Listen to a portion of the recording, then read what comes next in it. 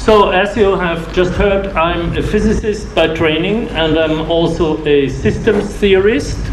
And during the last 30 years, I developed a conceptual framework, as you have also heard, that integrates those four dimensions of life: the biological dimension, the cognitive dimension, the social and the ecological dimension.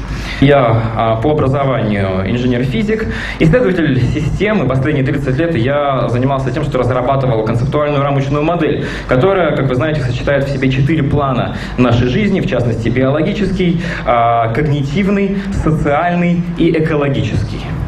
I presented summaries of this framework as it evolved in 2 books called The Web of Life and The Hidden Connections. И выжимки из этой модели я уже представлял по мере ее развития и проявления в 2 своих книгах, которые, как вы слышали, называются «Паутина жизни» и «Скрытые связи».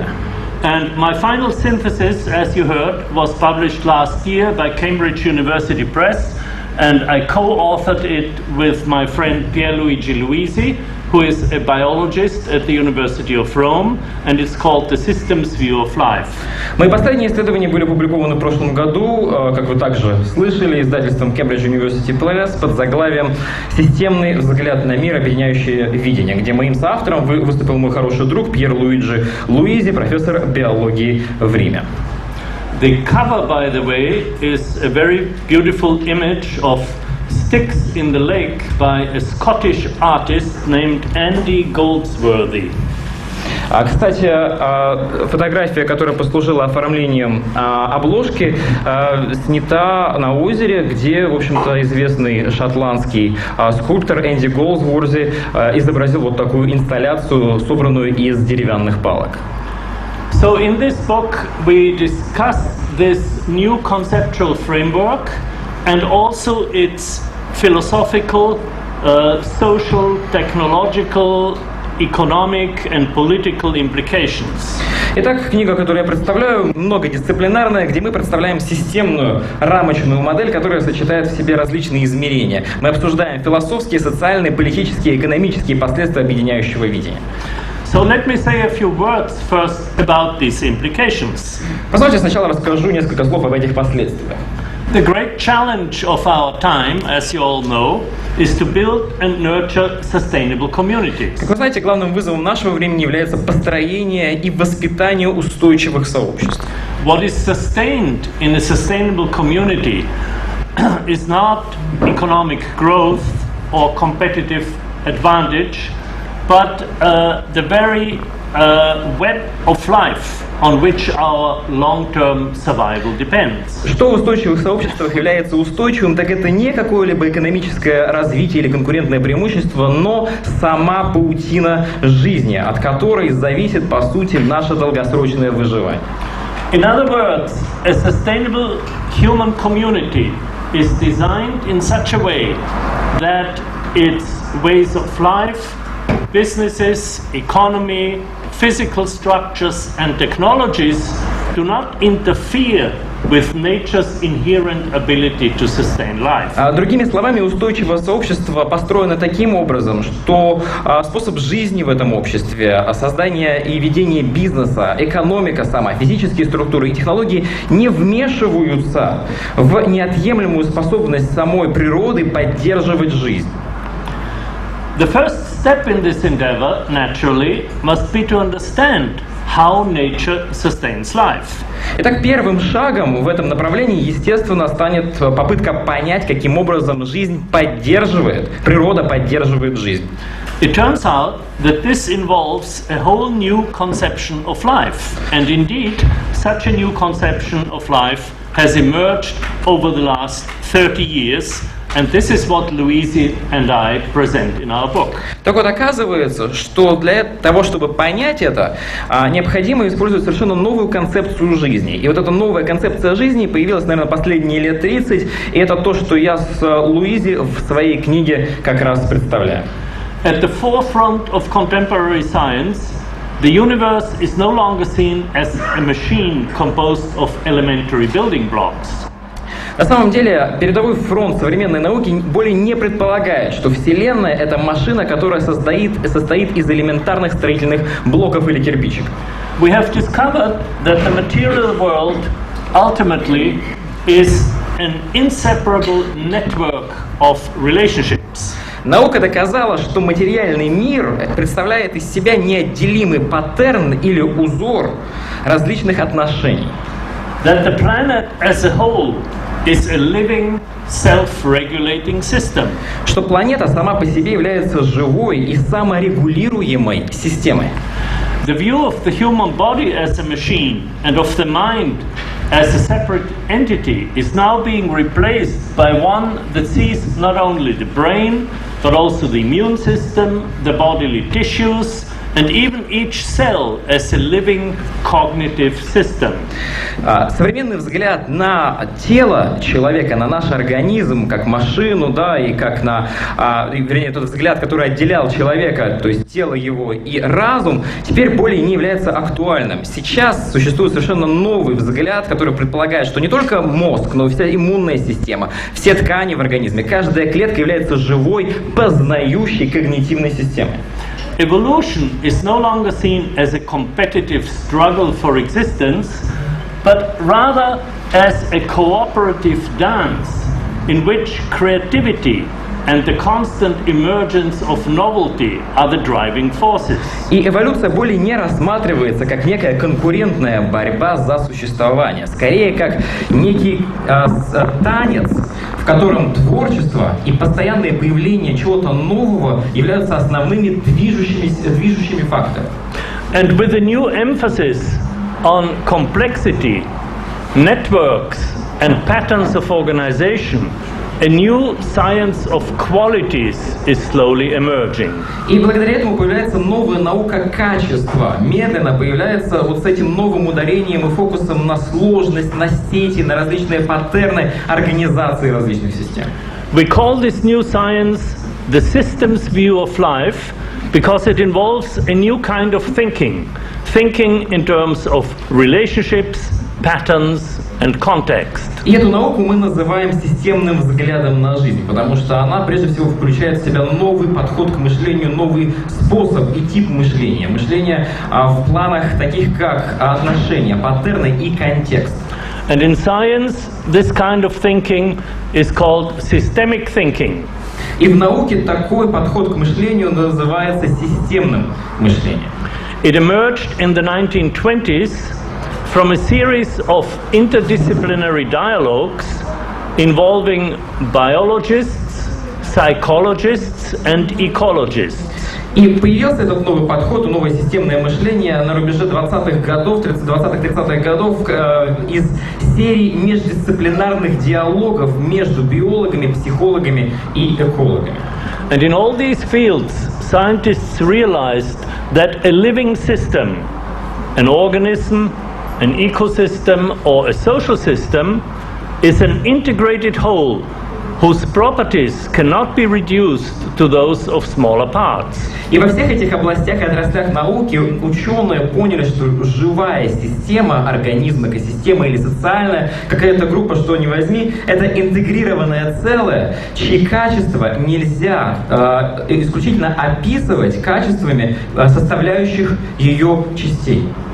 So the so-called systemic properties are properties of the whole which none of the parts have. То есть системные характеристики или качества такого единого целого — это такие качества или характеристики, которые не проявляются у отдельных частей этого целого. And therefore systems thinking involves a shift of perspective from the parts to the whole. Вот почему системное мышление требует смены парадигмы и изменения взгляда, и нужно переходить от частей к целому. And the early systems thinkers expressed this in the now well-known phrase, the whole is more than the sum of its parts. И в самом начале, когда эта наука только появлялась, первые апологеты ее выражали данный подход следующим известным выражением, что целое гораздо больше, чем сумма составляющих его частей. Systems science also tells us that all living systems share a set of common properties and principles of organization. Также системная наука говорит нам о том, что все живые системы разделяют единый набор качеств и характеристик и принцип организации.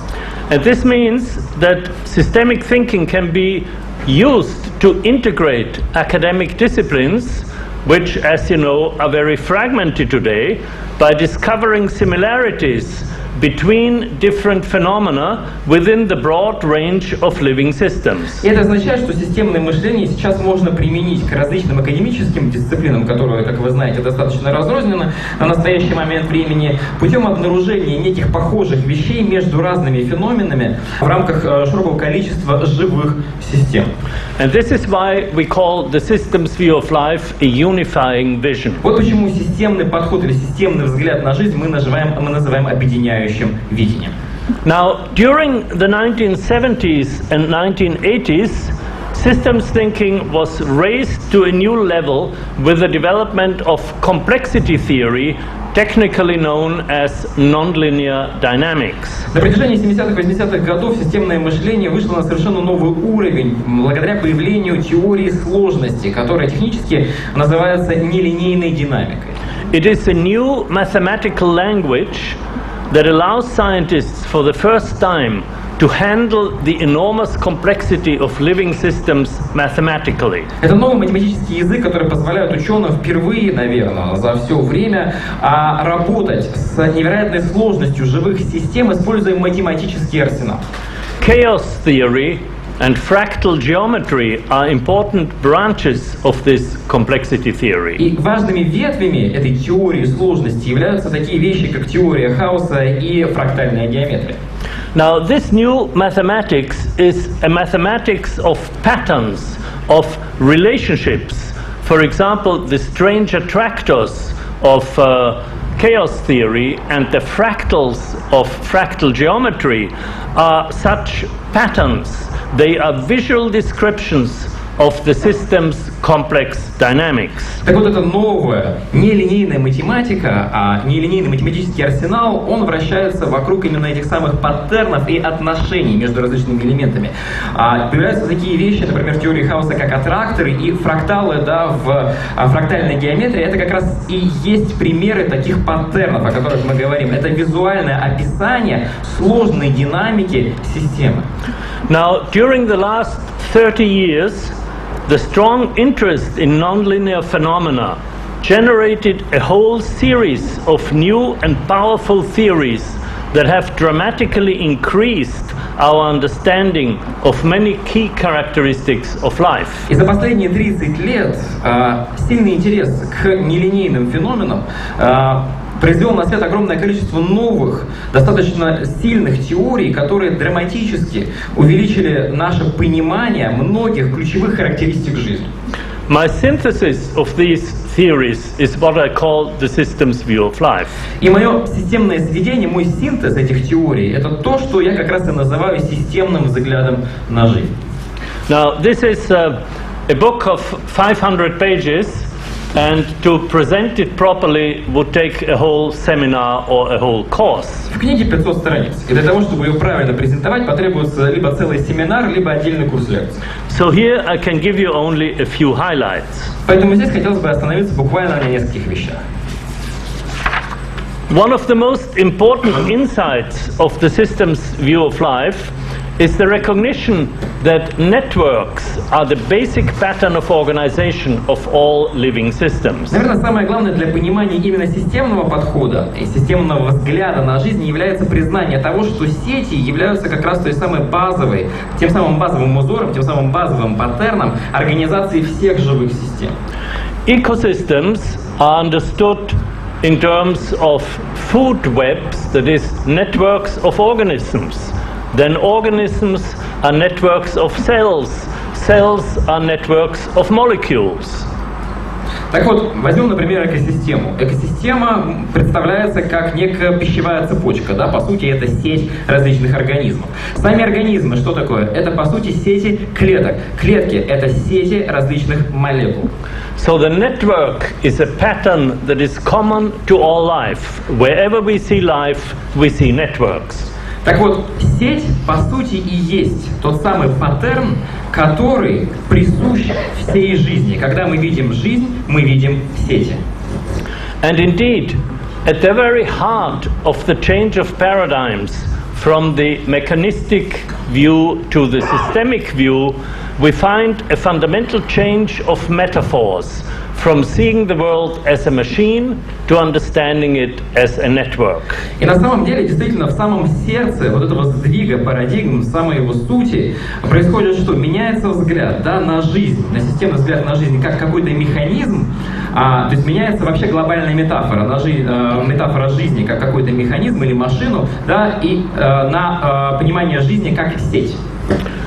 Closer examination of these networks has shown that their key characteristic is that they are self-generating. И более близкое рассмотрение этих сетей показало, что ключевая характеристика их — это самогенерация. Technically, this is known as the theory of autopoiesis, created in the 1970s and 1980s by two Chilean scientists, Umberto Maturana and Francisco Varela. Технически это можно описать в категориях теории аутопоэза, да, которая была разработана в 70-х и 80-х годах двумя чилийскими исследователями Умберто Матурана и Франциско Варелла.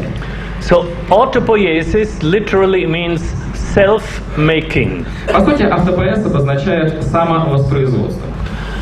In a cell, for example, all the biological structures, the proteins, enzymes, DNA, lipids, and so on, are all produced by the cellular network. В частности, берем клетку. В клетке все биологические структуры, белки, энзимы, ДНК, мембраны, липиды постоянно воспроизводятся сетями самой клетки. Similarly, at the level of a multicellular organism, the bodily cells are continually regenerated and recycled by the organism's metabolic network. Берем более высокий уровень, в частности, некого многоклеточного организма. Клетки тела постоянно регенерируются, воспроизводятся, перерабатываются метаболической сетью организма.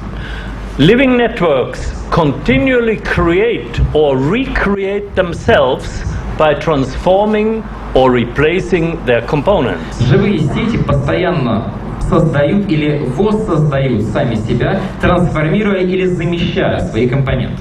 And in this way, they undergo continual structural changes, changing the cells, changing the components, and at the same time they preserve the network pattern. Таким образом, они постоянно проходят через эту процедуру изменения, да, замены каких-то компонентов, воспроизведения новых компонентов, но при этом сохраняя организационную структуру, похожую на паутину. And this coexistence of stability and change is indeed one of the key characteristics of life. Так вот, одной из ключевой особенностей нашей жизни как раз и является такое сосуществование стабильности и перемен.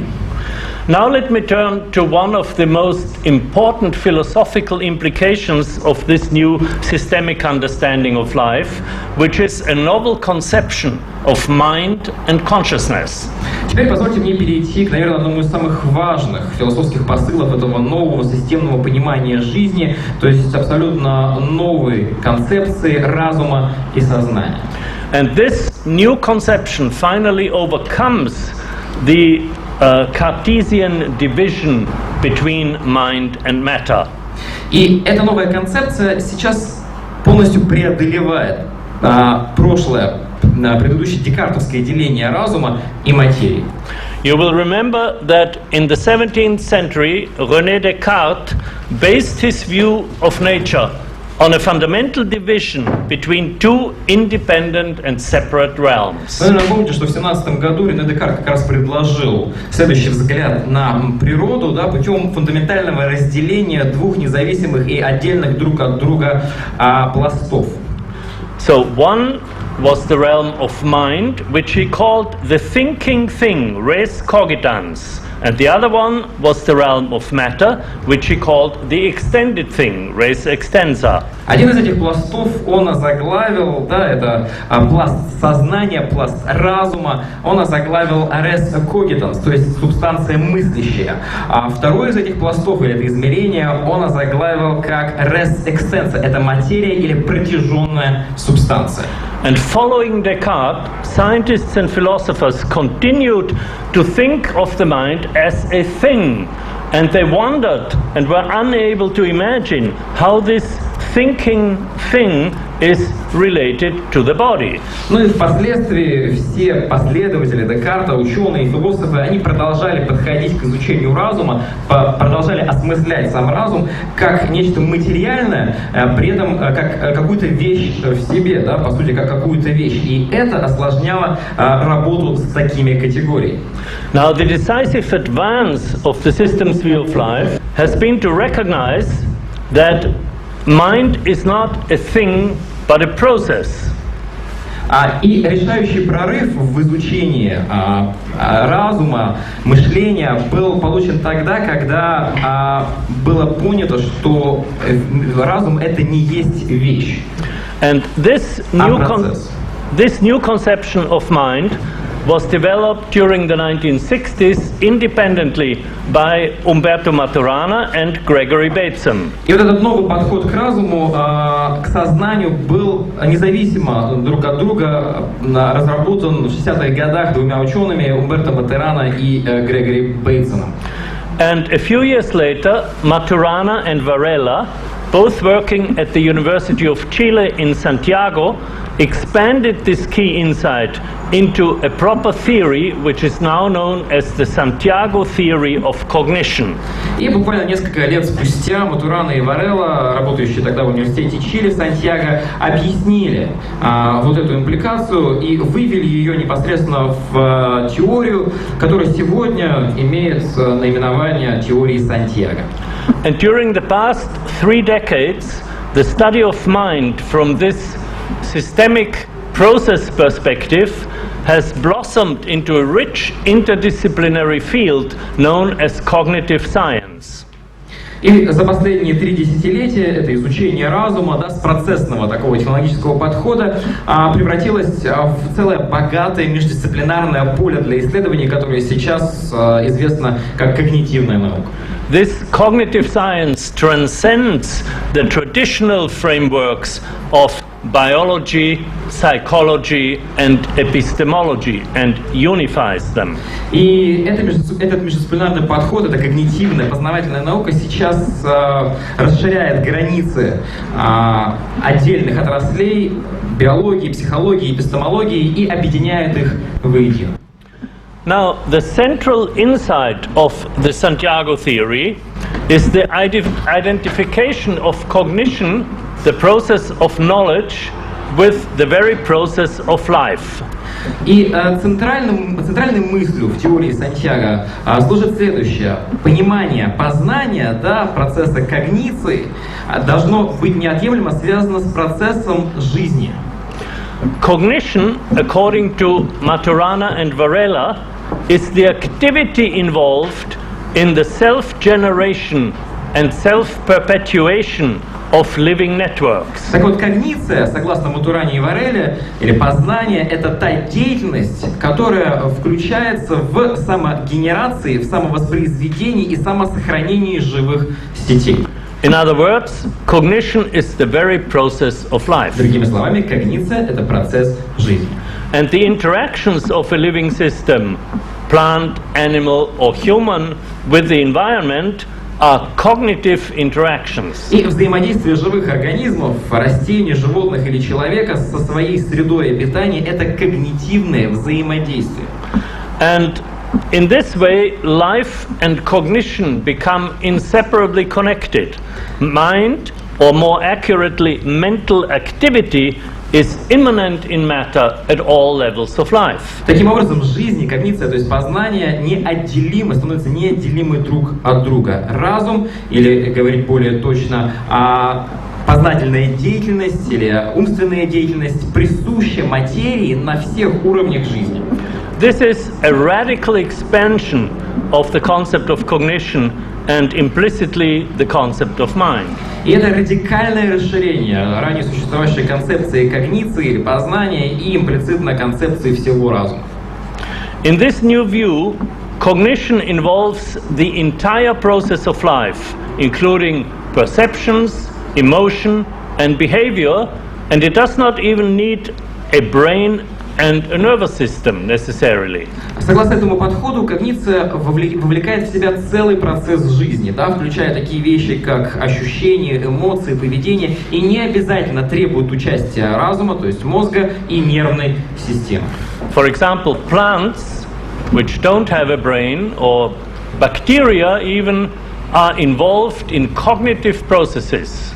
То есть это означает, что растения, у которых нет мозга, и даже бактерии вовлечены в когнитивные процессы. Now, in science, when you have a radically new idea, you have to show that it actually advances understanding. Otherwise, it could just be a play of words. А в науке, если появляется какая-то радикальная идея, вы должны обязательно показать ее новизну и то, что она является прорывной. Иначе вы вовлекаетесь в игру слов. And the best way to show this about the Santiago theory is to visit the old problem of the relationship between mind and brain. И один из лучших способов попытаться понять, есть ли какой-то прорыв в этой теории, это вернуться с помощью вот этой теории к изучению или к ответу на вопрос достаточно старый и тернистый, да, именно взаимоотношения между разумом и мозгом. This has confused scientists and philosophers for centuries. Этот вопрос не давал покоя ученым и философам многие века. But in the Santiago theory, this relationship is simple and clear. Но в теории Сантьяго это отношение между мозгом и разумом простое и четкое. The Cartesian characterization of mind as a thing is abandoned. Mind is not a thing, but a process. В частности, картезианская характеристика разума как мыслящей какой-то вещи, да, оставляется. Разум — это не вещь, это процесс познания. It is the process of cognition which is identified with the process of life. Процесс когниции, который также соотносится с процессом жизни. The brain is a specific structure through which this process takes place. А мозг — это конкретная структура, через которую или посредством которой данный процесс вообще осуществляется. So the relationship between mind and brain is a relationship between process and structure. Таким образом, отношение между разумом и мозгом — это отношение между процессом и структурой. Moreover, the brain is not the only structure through which the process of cognition operates. Более того, мозг перестает быть единственной структурой, через которую оперирует процесс когниции. The entire structure of the organism participates in the process of cognition, whether or not the organism has a brain and a higher nervous system. Вся структура любого организма участвует в этом процессе познания, вне зависимости от того, есть ли у этого организма мозг или высшая нервная система. I have been very excited about this new theory because it is the first scientific theory that finally overcomes this Cartesian division of mind and matter. И эта теория меня очень воодушевила, потому что это первая научная теория, которая преодолевает картезианское заблуждение или картезианское разделение разума и материи. Mind and matter no longer appear to belong to two separate categories, but can be seen as representing two complementary aspects of the phenomenon of life, process and structure. Получается, что разум и материя больше не являются собой две разные категории, а рассматриваются как два дополняющих друг друга аспекта феномена жизни, процесс и структура.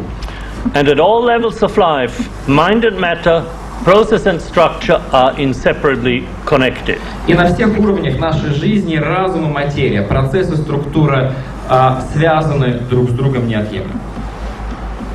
Now, so far I have been talking about the biological and the cognitive dimensions of life. Сейчас я говорил о биологических и когнитивных измерениях нашей жизни.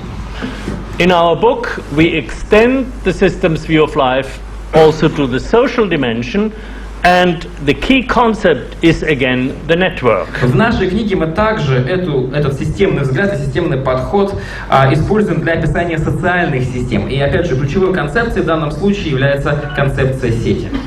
According to the theory of social autopoiesis, developed by the German sociologist Niklas Luhmann, living networks in human society are networks of communications.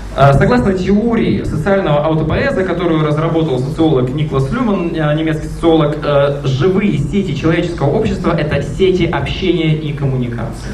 Like biological networks, they are self-generating, but what they generate is mostly non-material. И как и любые биологические сети, эти сети самогенерируются, самовоспроизводятся, но в отличие от биологических сетей, они воспроизводят нематериальные вещи. Each communication generates thoughts, ideas, information, meaning, and so the entire network generates itself. Каждый процесс общения, каждое взаимодействие коммуникативное создает мысли, идеи, значения, смысл, что в свою очередь приводит к появлению новых общений, и таким образом вся сеть себя воспроизводит. Now, as communications continue in a social network, they form multiple feedback loops, which eventually produce a shared system of beliefs, explanations, values, a common context of meaning, and this is what we call culture. И по мере развития таких коммуникаций, по мере развития общения в рамках одной социальной группы появляются петли обратной связи, которые в конце концов приводят к появлению, продуцируют уже единую систему верований, терминологии, объяснений и ценностей, то есть общий контекст смысла, который мы знаем под именем культуры. And this culture, as you know, is continually sustained, renegotiated and changed by further communications. И вы знаете, что эта культура также продолжает сама себя воспроизводить, обогащаться и так далее путем проявления и появления новых общений, новых видов связи. I have found it very instructive to juxtapose biological and social networks. И мне показалось очень интересным сопоставить биологические и социальные сети. You can say that biological networks operate in the realm of matter, social networks operate in the realm of meaning. С одной стороны, можно сказать, что биологические сети оперируют в материальном измерении, тогда как социальные сети, в свою очередь, являются чем-то, что имеет существование только в смысловом измерении. Both produce material structures. For example, the beautiful palaces we see in St. Petersburg ultimately were produced by social networks. Но и те, и другие сети производят на свет материальные структуры. Возьмем, например, прекрасные дворцы Санкт-Петербурга, которые, как мы знаем, стали результатом социальных сетей. But social networks also produce the non-material characteristics of culture. Но социальные сети также могут продуцировать и нематериальные характеристики культуры. And those are values, rules of behavior, beliefs, knowledge, and so on. А это ценности, правила поведения, верования, знания и так далее и тому подобное. Now, biological systems, biological networks exchange molecules in their networks of chemical reactions. С одной стороны, биологические системы обмениваются молекулами в рамках сетей химических реакций. Social systems exchange information and ideas in their networks of communications. Социальные же системы обмениваются информацией и идеями в их сложных сетях коммуникаций. Biological networks produce and sustain a material boundary which imposes constraints on the chemistry that takes place inside it. Биологические сети производят и поддерживают материальные границы, которые накладывают определенные ограничения на те химические процессы, которые происходят в рамках этих границ. Social networks produce and sustain a non-material cultural boundary which imposes constraints on the behavior of its members. Социальные сети производят и поддерживают нематериальные или культурные границы, которые накладывают свои ограничения на поведение членов этих сетей. And this last part in particular, the nature and role of boundaries in biological and social systems, is quite intriguing and in my view should be explored in much more detail. Этот последний тезис, то есть природа и роль границ в биологических и социальных системах, мне кажется очень интригующе и, по моему мнению, должна рассматриваться гораздо более детально. So if any of you students are looking for a thesis subject, here is a fascinating subject for a dissertation. Поэтому, если вы еще свою диссертацию не написали, вот прекрасная тема, пожалуйста. Now, in this lecture, I could give you only some of the highlights of my synthesis of the systems view of life. А в этой лекции я могу лишь дать краткий обзор моего общего синтеза системного взгляда на жизнь. In our textbook, we go into much more detail, and we emphasize also the fact that many of the early pioneers of systems thinkers were Russian scientists. В нашей книге мы затрагиваем гораздо больше деталей и подчеркиваем тот факт, что многие из первопроходцев вот этого системного мышления были именно российскими учеными. Let me just give you a few examples. Позвольте привести вам буквально несколько примеров. The earliest systems theory was the theory of techtology published by the medical researcher, philosopher and economist Alexander Bogdanov around 1915. Например, самая ранняя системная теория, под названием теория тектологии, была опубликована медицинским исследователем, философом, экономистом Александром Богдановым в 1915 году. Bogdanov is not very easy to read because he creates his whole special terminology. Теория Богданова не самая простая в плане чтения, потому что он создает собственную терминологию и описывает явления с помощью собственной терминологии.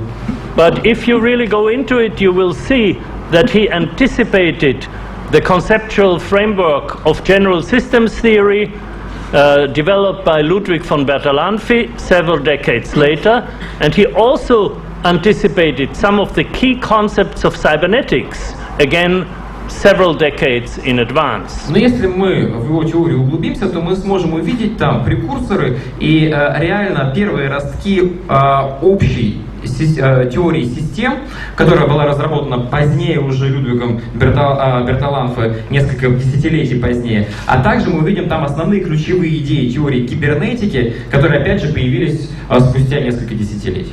Another example, the view of the Earth as a living system, known today as the Gaia theory, was first formulated scientifically by the geochemist Vladimir Vernadsky, as you know, and this was in his pioneering book Biosphere, published in 1926. Ну а в 1926 году взгляд на Землю как на живую систему, то, что сегодня мы знаем как теория геи Земли, впервые была сформулирована геохимиком Владимиром Вернадским в его первой работе, которая была заглавлена, как вы знаете, «Биосфера».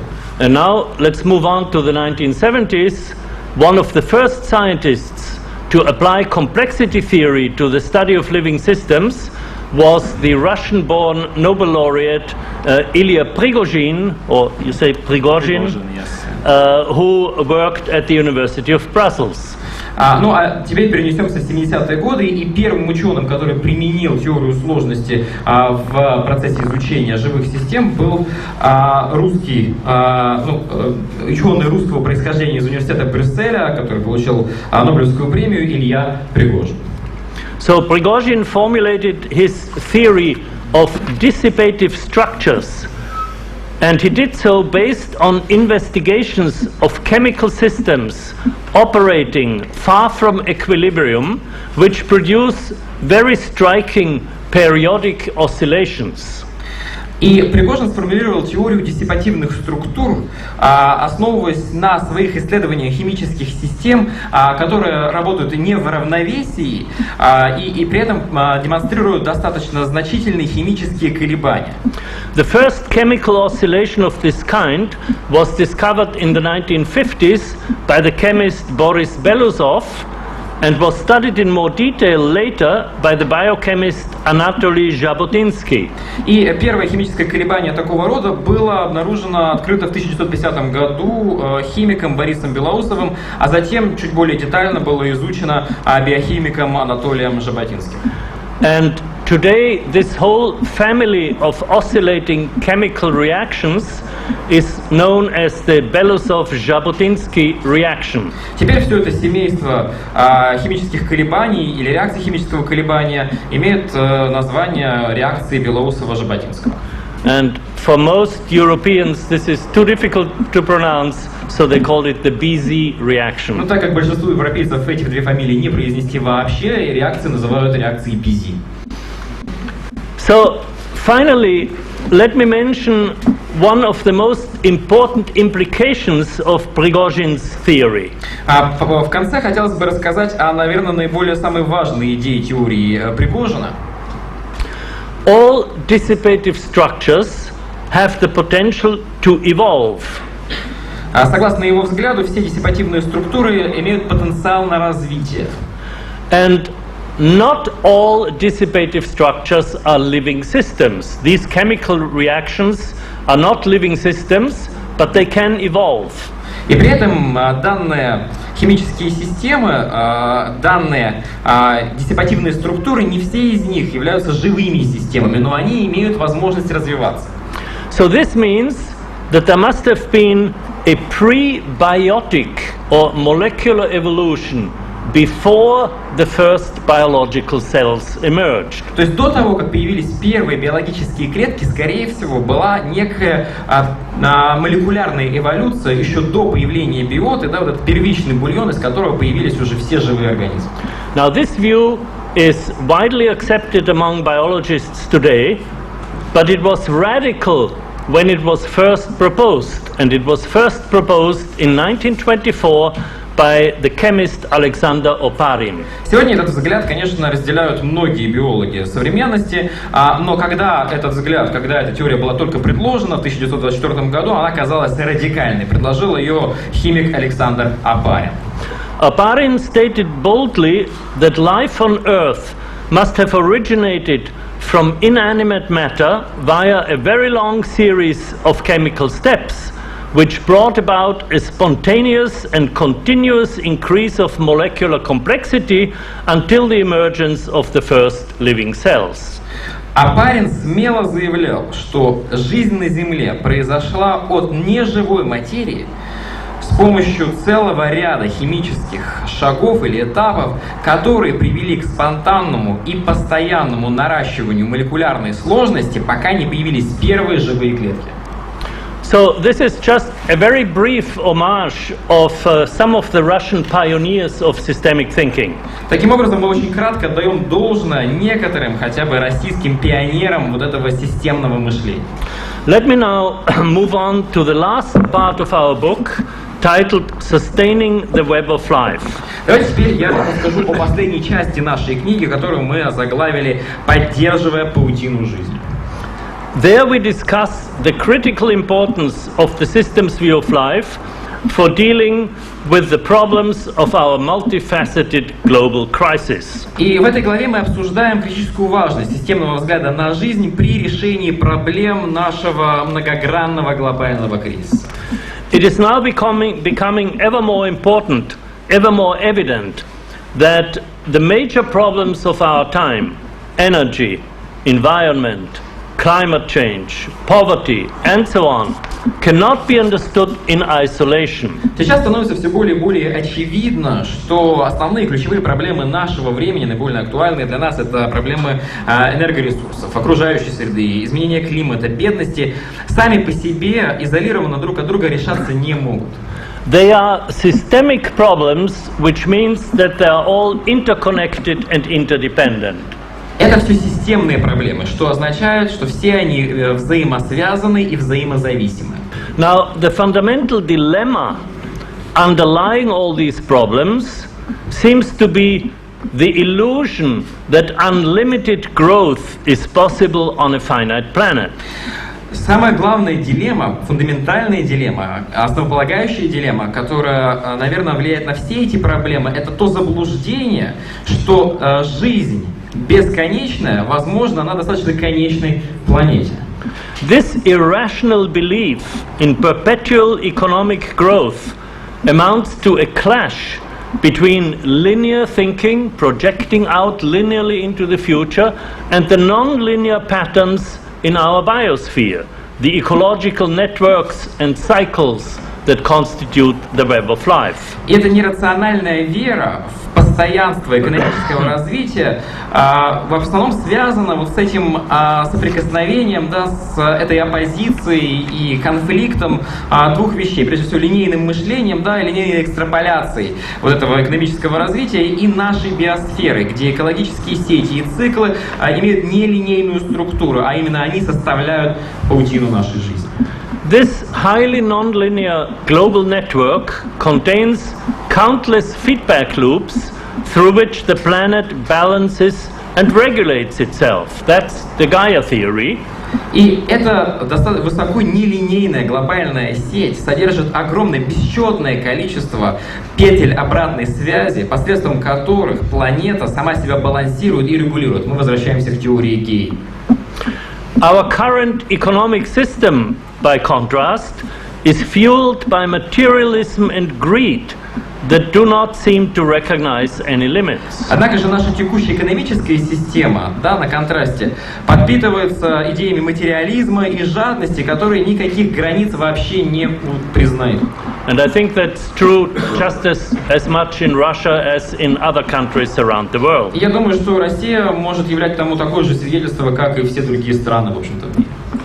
Now, economic and corporate growth are the driving forces of global capitalism, which is now the dominant economic system.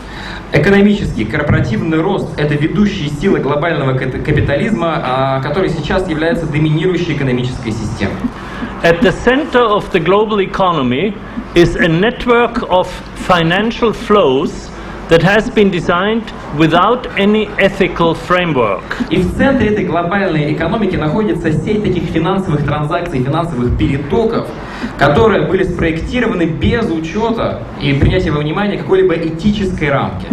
So when it comes to either making more money or protecting human rights or nature or health, the choice is always making more money. Так вот, когда встает вопрос заработать больше денег или защитить природу, здоровье человека и так далее, конечно, выбор очевиден, это заработать больше денег. And therefore, social inequality and social exclusion are inherent features of economic globalization. Таким образом, социальное неравенство, социальная эксклюзия или исключение – это неотъемлемые части нашей экономической глобализации. In this economic system, perpetual growth is pursued relentlessly by promoting excessive consumption and a throwaway economy that is energy and resource intensive, generating waste and pollution and depleting the Earth's natural resources. В рамках этой экономической системы постоянный линейный рост является исключительной целью, которая достигается путем продвижения безмерного потребления, такой потребительской экономики, которая требует огромного количества энергоресурсов и любых других ресурсов и генерируют, оставляют после себя мусор и загрязнения, тем самым истощая природные ресурсы планеты. Moreover, these problems are exacerbated by global climate change, which is caused by our energy-intensive and fossil fuel-based technologies. Более того, эти экологические проблемы усиливаются и глобальным изменением климата, которое связано, соответственно, с нашими технологиями, основанными на энергоинтенсивных технологиях, да, и на ископаемых видах энергоресурсов. It seems then that our key challenge is how to shift from an economic system based on the notion of unlimited growth to one that is both ecologically sustainable and socially just. Таким образом, кажется, что нашим ключевым вызовом является ответ на вопрос, каким образом перейти от экономической системы, основанной на вот этом понимании бесконечного или безграничного роста, к такому росту, который и экологически устойчив, и социально справедлив. Now, some people promote the idea of no growth or negative growth, but I don't think that's the answer. И некоторые на самом деле пропагандируют идею отсутствия роста или отрицательного роста, но это не есть ответ на наболевший вопрос. Growth is a central characteristic of life. A society or an economy that does not grow will sooner or later die. Дело в том, что рост так или иначе является центральной характеристикой всей жизни. Общество или экономика, которая не растет, в конце концов погибает. But growth in nature is not unlimited, nor is it linear. Но рост в природе не является линейным и не является неограниченным. While certain aspects of organisms or ecosystems grow, others decline, and when they do so, they release and recycle their components, which become resources for new growth. По мере роста определенных частей организмов, экосистем, другие части или компоненты этих организмов и экосистем уходят в небытие, погибают, освобождая и высвобождая тем самым дополнительные ресурсы для роста этих систем. This kind of balanced, multifaceted growth is well known to biologists and ecologists. Такого рода сбалансированный, многогранный рост хорошо знаком биологам и экологам. And I call it qualitative growth to contrast it with the concept of quantitative growth pursued by most of our economists. Я такой рост называю качественным ростом, по контрасту с количественным, концепцией количественного роста, который, в общем-то, используется и к которому прибегают большинство экономистов. In fact, most of what is called growth by economists today is waste, which means that we have largely an economy of waste and destruction. На самом деле, большая часть из того, что сейчас экономисты называют ростом, это мусор. И по сути мы живем в экономике, которая состоит из мусора и уничтожения. Qualitative growth, by contrast, is growth that enhances the quality of life through generation and regeneration. Качественный же рост, с другой стороны, это тот рост, который улучшает, усиливает качество жизни посредством дополнительного воспроизведения, регенерации жизни. In living organisms, ecosystems and societies, qualitative growth includes an increase in complexity, sophistication and maturity. В живых организмах, в экосистемах и в обществах качественный рост также приводит и к повышению сложности таких систем, увеличение взаимосвязи внутри этих систем и зрелости этих систем. So we need to qualify growth, that is, we need to be able to distinguish between good growth and bad growth. Итак, нам необходимо придать качественные характеристики росту, обозначить их, чтобы определить, где же рост хороший, а где же рост плохой. From the ecological point of view, this distinction is very easy. Так вот, с экологической точки зрения, это различие очень простое. Growth that uses fossil fuels, toxics, growth that destroys community, increases social inequality, all that I would call bad growth. Весь тот рост, который зиждется на ископаемых источников, на ископаемых топливах, на ископаемых видах энергоресурсов, который зиждется на увеличении неравенства социального, который зиждется на воспроизводстве каких-то токсических веществ. Это плохой рост. And growth that uses renewable energies and enhances communities locally, protects ecosystems, that is the good growth. А тот рост, который зиждется, основан на возобновляемых источниках энергии, который позволяет сообществам мирно существовать друг с другом, жить и, соответственно, обогащает и развивает их, вот это хороший рост. Now, to conclude, I want to come back to the concept of ecological sustainability. В конце я хотел бы вернуться к концепции экологической устойчивости. As I've mentioned before, a sustainable human community is designed in such a way that its ways of life, businesses, economy, physical structures and technologies do not interfere with nature's inherent ability to sustain life. Как я уже упоминал в самом начале, устойчивое человеческое сообщество или общество спроектировано, построено таким образом, что его способ жизни, ведение бизнеса, экономика, физические структуры, технологии не вмешиваются и не нарушают неотъемлемую способность природы поддерживать жизнь. So the first step in this endeavor is to understand how nature sustains life. In other words, to understand the basic principles of ecology. Итак, первый шаг тогда в понимании данного подхода – это понять то, каким образом Земля, природа поддерживает жизнь. То есть необходимо понять паутину жизни. And this understanding is what I have called ecological literacy or eco-literacy. И это понимание – это то, что я называю экологическая грамотность или экограмотность. In the coming decades, the survival of humanity will depend on our eco-literacy, on our ability to understand the basic principles of ecology and to live accordingly. В следующие десятилетия выживание человечества невозможно и будет зависеть от непосредственно нашего уровня экограмотности, то есть нашей способности понять базовые принципы экологии и возможность существовать в рамках этих базовых принципов. And this means that eco-literacy must become a critical skill for politicians, business leaders and professionals in all spheres, and should be the most important part of education at all levels. Это означает, что экограмотность должна стать ключевым навыком наших политиков, корпоративных лидеров, профессионалов в разных сферах жизни. И должна стать самой главной, самой важной частью нашего образования на всех уровнях, начиная от начальных школ до университета. We need to teach our children, our students, and our corporate and political leaders, if you wish, the fundamental facts of life. Мы должны научить наших детей, наших студентов, наших политических и корпоративных лидеров фундаменту жизни, фундаментальным фактам жизни.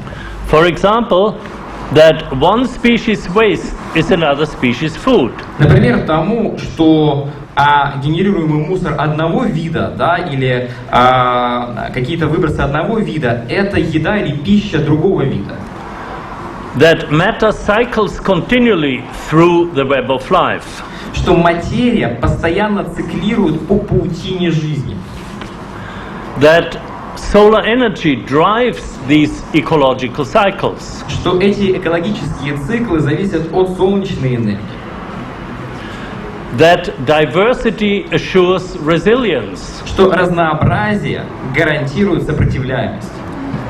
And maybe most importantly, that life did not take over the planet by combat, but by N, as it's spelled here. This means networking, by cooperation and by partnership. Но что самый главный принцип, которому мы должны научиться, заключается в том, что жизнь на этой планете появилась не благодаря борьбе, а благодаря созданию новых сетей, благодаря партнерствам и сотрудничеству.